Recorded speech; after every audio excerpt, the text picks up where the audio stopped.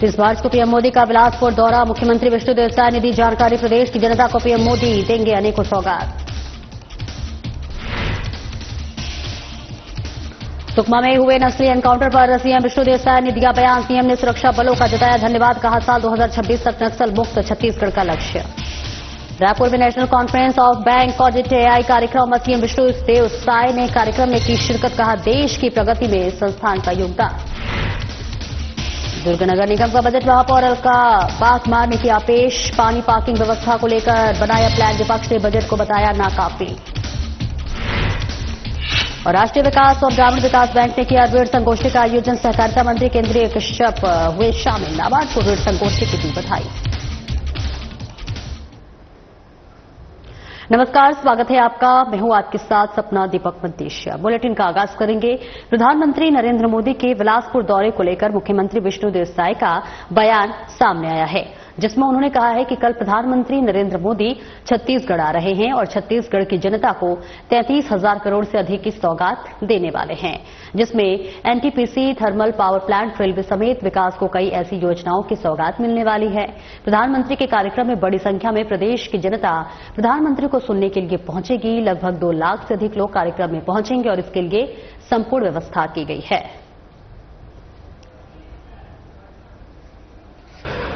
देखिए, कल माननीय प्रधानमंत्री जी बिलासपुर आने वाले हैं और 33,000 करोड़ से ज्यादा का सौगात छत्तीसगढ़ को देने वाले हैं। और वो एनर्जी के सेक्टर में, रेलवे, आपका एनएचआई, सड़क और शिक्षा और आवास, ये क्षेत्र में होगा।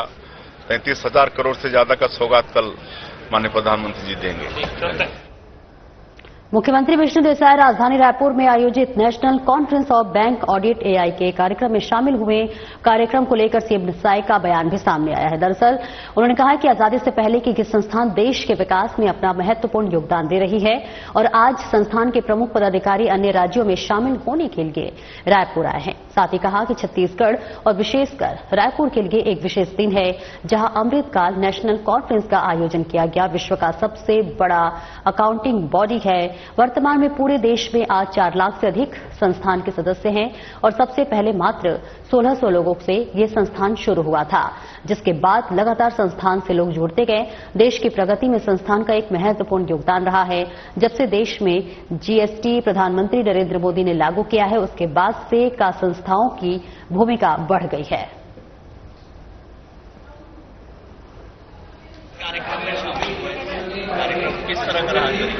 आज नेशनल कॉन्फ्रेंस का आयोजन किया गया है और ये आईसीएआई सीए लोगों का संस्था है और विश्व का सबसे बड़ा अकाउंटिंग बॉडी है ये। आज 4,85,000 इसके मेंबर हैं और इसकी शुरुआत 1949 में हुई थी, जब मात्र 1600 सदस्य थे। लेकिन ये 75 वर्षों में इतना विकास ये किया है और देश की आर्थिक प्रगति में इनका बहुत बड़ा योगदान रहता है। आज इस देश में माननीय हमारे देश के यशस्वी प्रधानमंत्री श्री नरेंद्र मोदी जी जीएसटी लागू किए हैं, तो उसमें हमारे सीए बंधुओं का बहुत बड़ा योगदान, उनका सलाह मशविरा रहा है। और जीएसटी लगने के बाद इनकी भूमिका और भी बढ़ गई है। तो ऐसे हमारे आर्थिक रीढ़ के ये हड्डी हैं, तो निश्चित रूप से जो दिन भर का ये दो दिन का ये है। एक दिवसीय मैंने कहा ये 2 दिन का है, तो 2 दिन में अनेक टेक्निकल सेशन होंगे और इस देश को, जैसे हमारे आदरणीय प्रधानमंत्री जी 2047 तक विकसित भारत के रूप में खड़ा करने वाले हैं। और आज उनके 10 वर्षों के प्रयास से जो 10वें स्थान पर आर्थिक दृष्टिकोण से हमारा ये देश था, वो 5वें पर खड़ा है और आने वाले समय में इसको 3रे स्थान पर खड़ा करना है। उस पर भी इस मतलब कॉन्फ्रेंस में विचार विमर्श होगा। और सुकमा में हुए नक्सली एनकाउंटर को लेकर मुख्यमंत्री विष्णुदेव साय का बयान सामने आया है, जिसमें उन्होंने कहा है कि सुरक्षा बलों को धन्यवाद और साथ ही उनकी कार्रवाई पर उन्हें मुख्यमंत्री विष्णुदेव साय ने नमन भी किया। साथ ही कहा कि 15 महीने की सरकार में पूरी मजबूती के साथ हमारे जवान नक्सलियों के खिलाफ पूरी मजबूती के साथ लड़ रहे हैं और देश के गृह मंत्री अमित शाह ने 2026 तक नक्सल मुक्त छत्तीसगढ़ बनाने का लक्ष्य रखा है, जिसको ध्यान में रखते हुए हम पूरी मजबूती के साथ नक्सलवाद को खत्म करने के लिए लड़ाई लड़ रहे हैं। आज नक्सली मुठभेड़ जो बीजापुर में चल रहा है, उसमें अभी तक 16 नक्सलियों के डेड बॉडी मिले हैं। तो मैं हमारे सुरक्षा बल के जवानों को बहुत बहुत इसके लिए धन्यवाद देता हूं, उनके साहस को नमन करता हूं। और 15 महीने के हमारे सरकार में बहुत मजबूती के साथ हमारे जवान नक्सलवाद के साथ लड़ रहे हैं। और जिस तरह से सबको मालूम है कि हमारे देश के जो यशस्वी गृह मंत्री हैं श्री अमित शाह जी आने वाले साल 31 मार्च 2026 तक पूरे देश से नक्सलवाद को समाप्त करना चाहते हैं। और आज सबसे बड़ी संख्या नक्सलियों की हमारे प्रदेश में ही है, लेकिन डबल इंजन की सरकार के कारण, उनके मार्गदर्शन के कारण बड़ी मजबूती के साथ हम लोग नक्सलवाद के साथ लड़ रहे हैं और हमको पूरा विश्वास है कि उनका संकल्प अवश्य पूरा होगा। छत्तीसगढ़ के सुकमा में 17 नक्सलियों का एनकाउंटर हुआ है। मामले को लेकर गृह मंत्री विजय शर्मा का बयान सामने आया है, जिसमें उन्होंने कहा है कि जवानों के भुजाओं की ताकत है। अब तक 16 नक्सलियों के शव बरामद किए गए हैं। बड़ी मात्रा में हथियार भी बरामद किए गए हैं। 2 जवान घायल भी हुए हैं हमारे, लेकिन खतरे से बाहर है। साथ ही उन्होंने कहा कि 85 दिनों में 133 नक्सली मारे गए हैं। साथ ही उन्होंने यह भी कहा है कि जो भी इसमें है वे सरेंडर करें और सरकार उनका पूरी तरीके से साथ देगी। साथ ही उन्होंने यह भी कहा कि अमित शाह जी का संकल्प बड़ा है, विष्णुदेव साय के मार्गदर्शन बड़े हैं और तथा तिथि पर टारगेट को पूरा किया जाएगा। पूरी ताकत, पूरी दृढ़ता के साथ सरकार काम कर रही है।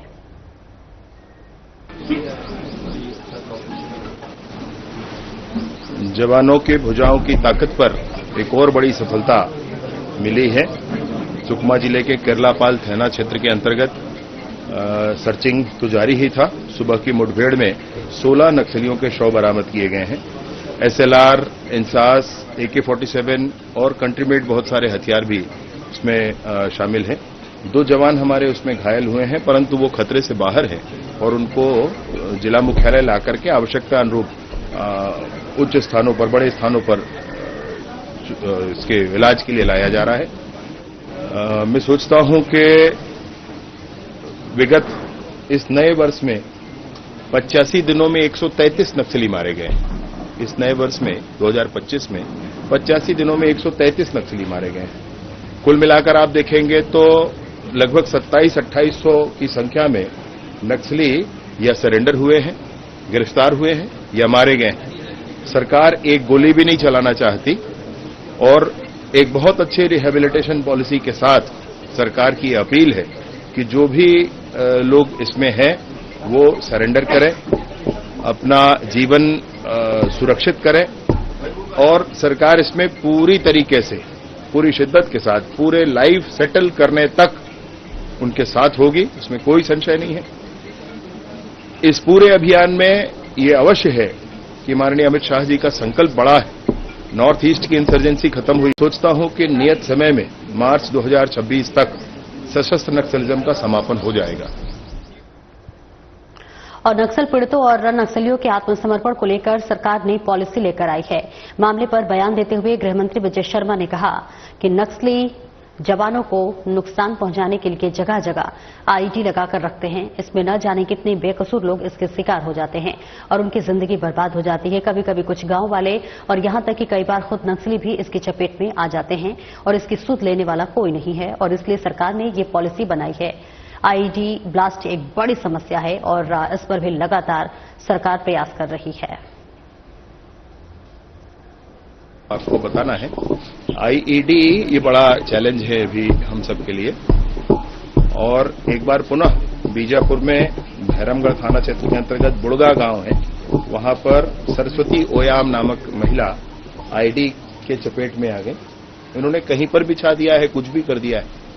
गांव वाले भी इसमें हताहत हो रहे हैं, इसमें जानवर भी मारे जा रहे हैं, इसमें स्वयं भी शायद कभी मारे जाते होंगे मुझे लगता है। और अगर ये जवानों के लिए भी इन्होंने लगा कर रखे तो महिला के दोनों पैर उड़ गए। अभी इलाज जारी है। मैं सोचता हूं कि वो ठीक होंगी और उनको इसके पहले भी अनेक ऐसे प्रकरण हुए, इन प्रकरणों पर चिंता करनी चाहिए।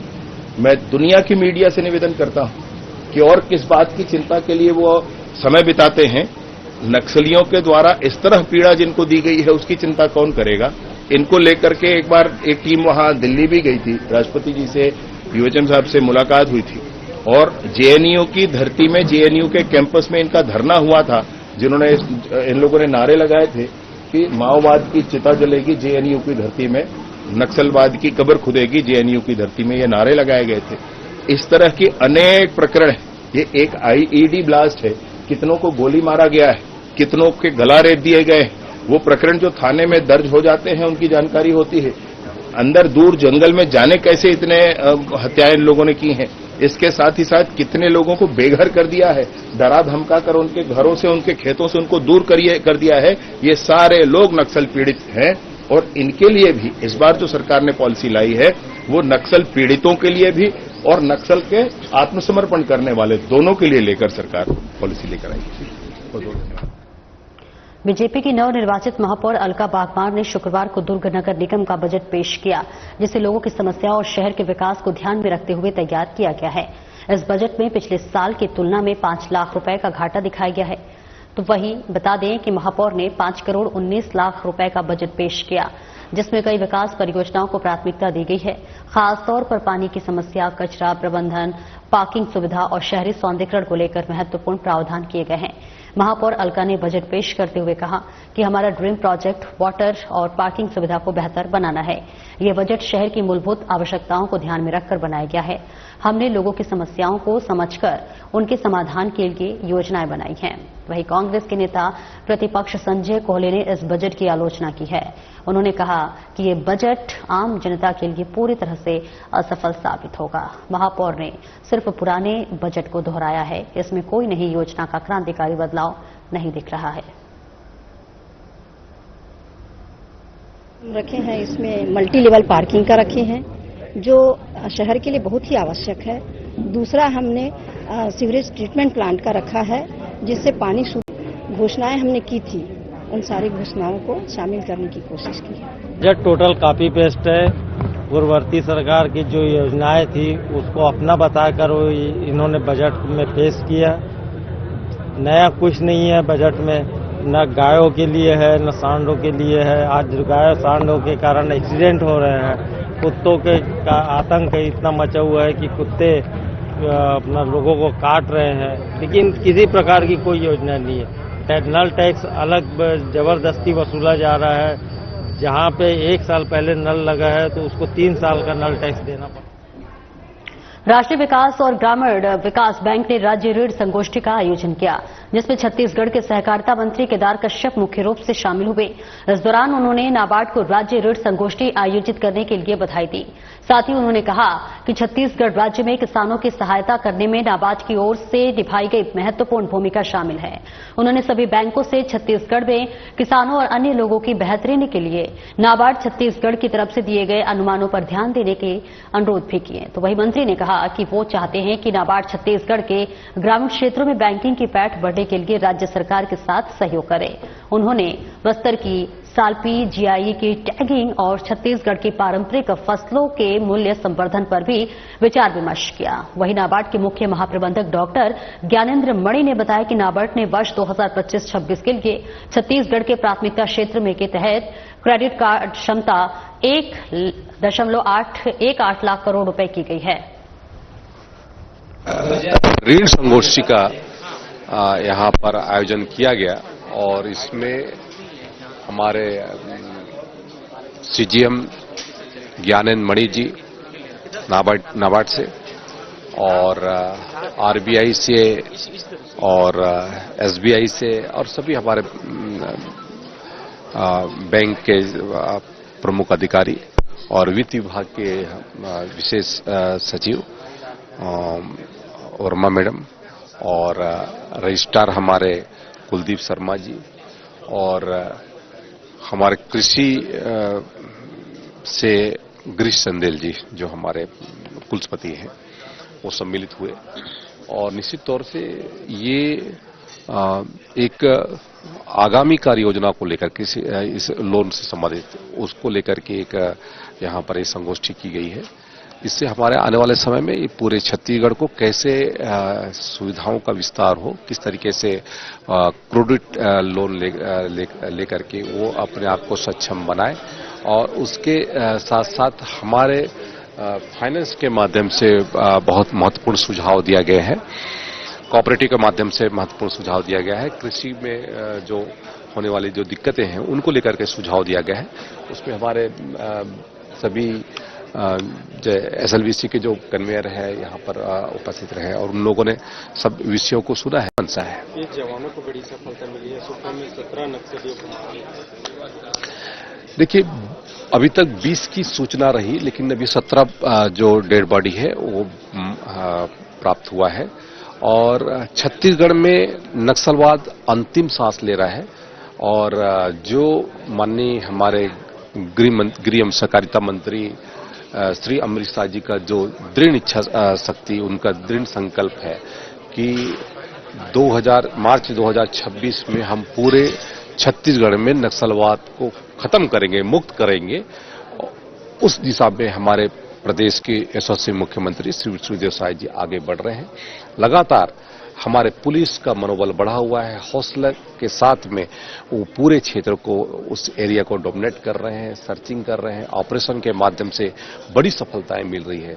मैं पूरे फोर्स को बधाई देता हूं और उनके कारण से आज हमारे छत्तीसगढ़ नक्सल मुक्त की ओर आगे बढ़ रहा है। सरकार का ये दायित्व है कि सभी राज्य के ही नहीं, देश के सभी जिलों का अगले वर्ष कितना लोन दे सकते हैं, उसकी क्या संभावना बनती है, उस पे हम लोग प्रयास करते हैं और बनाते हैं। फिर सभी राज्य क्या करते हैं, सभी राज्य अपने सभी जिलों का जितना संभावना होती है उसको जोड़ करके उसको पूरे राज्य की संभावना में व्यक्त करते हैं, जिसमें कि हम प्रायोरिटी सेक्टर में कितना लोन दे सकते हैं, एग्रीकल्चर कितना दे सकते हैं, MSME कितना दे सकते हैं और दूसरे प्रायोरिटी सेक्टर में। तो आज जो हम लोगों ने ये कार्यक्रम किया है, इसका उद्देश्य यही है कि सभी पूरे जितने बैंकर हैं, जितने स्टेक होल्डर हैं, राज्य सरकार है, सभी को ये बताना कि अगले वर्ष इस राज्य में इतनी लोन देने की संभावना है। यानी कि 2025-26 में हमने आकलन किया है कि लगभग 1.18 लाख करोड़ का लोन अगले साल वितरण किया जा सकता है। अब यही जो संभावना व्यक्त की है, यही अगले साल सभी SLBC सभी बैंकों के लिए टारगेट बना देगा और सभी राज्यों में और सभी बैंकों के लिए टारगेट रूप में प्रस्तुत कर देगा, जिससे सभी बैंक राज्य सरकार की मदद से उसको पूरा। और आगे बढ़ेंगे झारखंड के नरहरपुर विकासखंड के गांव ढोडरा पहर में मोबाइल नेटवर्क की समस्या से ग्रामीण परेशान है। डिजिटल इंडिया मिशन के बावजूद यहां अब तक बुनियादी नेटवर्क सुविधाएं उपलब्ध नहीं हो पाई हैं, जिससे लोग संचार सहित ऑनलाइन सेवाओं से वंचित हैं। नेटवर्क न होने के कारण ग्रामीणों को फोन पर बात करने के लिए छतों और ऊंचे स्थानों पर चढ़ना पड़ता है, जिसमें कई लोग घायल भी हो चुके हैं। डिजिटल सेवाओं की अनुपलब्धता के चलते ग्रामीण ऑनलाइन शिक्षा, टेली मेडिसिन, मोबाइल बैंकिंग और अन्य आवश्यक सेवाओं का लाभ नहीं उठा पा रहे हैं। आपातकालीन स्थितियों में भी उन्हें काफी दिक्कतों का सामना करना पड़ता है। ग्रामीणों ने कई बार अधिकारियों और जनप्रतिनिधियों से नेटवर्क की समस्या के समाधान की मांग की है, लेकिन अभी तक कोई ठोस कार्रवाई नहीं हुई है। इस वक्त हमारी जो साधना न्यूज प्लस की टीम नरहरपुर विकास खंड से महज 2 किलोमीटर की दूरी पर बसा ढोडरा पहाड़ गांव पर मौजूद है। मेरे पीछे आप ये ग्रामीणों को देख रहे होंगे। ये ग्रामीण नेटवर्क की समस्याओं को लेकर एकजुट हुए हैं। आइए इनसे बातचीत करते हैं, क्या कहते हैं ग्रामीण। नेटवर्क की समस्याओं को लेकर आप एकजुट हुए हैं, क्या कहना चाहेंगे पूरा बताइए। हमारे कॉल आता है तो हम उस कॉल को रिसीव करने के लिए हम एक जगह से दूसरे जगह जाते हैं, तभी कॉल रिसीव हो पाता है और थोड़ी थोड़ी बात हो पाता है। ये सब नेटवर्क की वजह से है। आप देख रहे होंगे ये कॉल कर रहे हैं और नेटवर्क ढूंढ रहे हैं। इससे साफ जाहिर होता है कि यहाँ काफी ज्यादा नेटवर्क की दिक्कतों का यहाँ पर जो है ग्रामीण सामना कर रहे हैं। और भी हमारे साथ ग्रामीण है, बुजुर्ग है, क्या कहना चाहेंगे? नेटवर्क की काफी दिक्कत है यहाँ पर, समस्या है। यहाँ तो बहुत दिनों से नेटवर्क की बहुत दिक्कत है।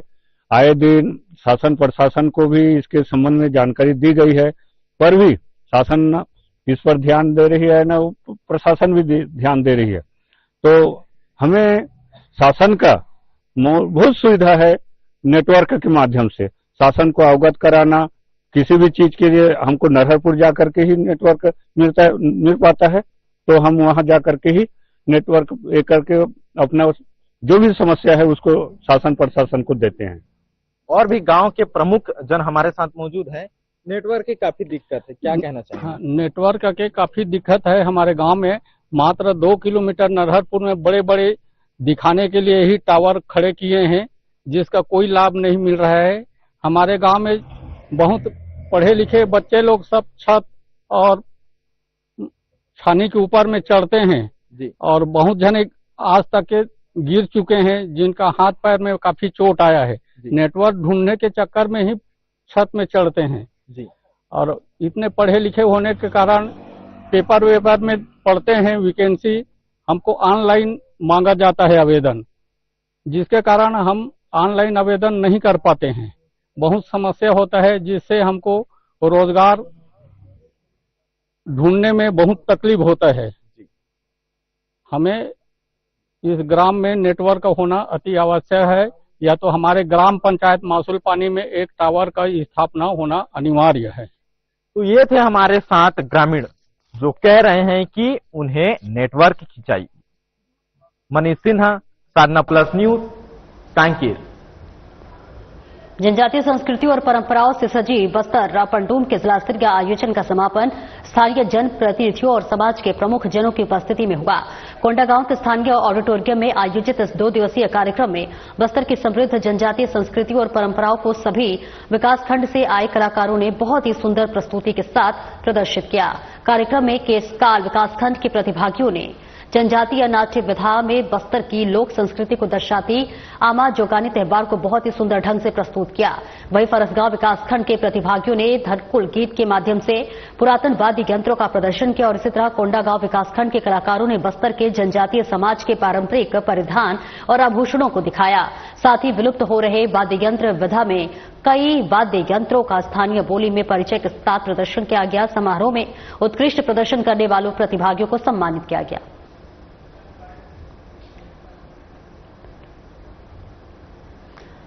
मोहरमदेव महोत्सव के दौरान कुर्सी चोरी कर बाइक से फरार होने वाले मंच के पास कुर्सियों तोड़ने की घटना का वीडियो सोशल मीडिया पर जमकर वायरल हो रहा है।